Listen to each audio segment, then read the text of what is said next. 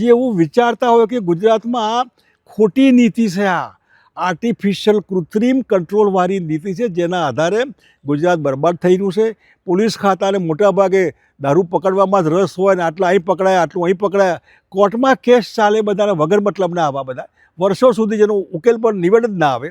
એવા ઠેકાણે હું ગુજરાતની પબ્લિકને કહેવા માગું છું કે મહેરબાની કરીને આ નવટંકીનો અંત આવવો જોઈએ.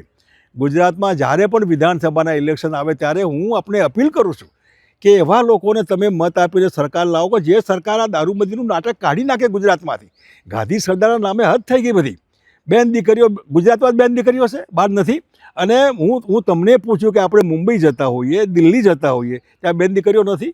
મુંબઈ ઉતરી સીધા બહારની તપાસ, બહાર ક્યાં મળશે, કઈ ક્વોલિટી મળશે, એની તપાસ કરીએ છીએ આપણે. એટલે આ એક કૃત્રિમ ઊભું કરેલો હાઉસ છે.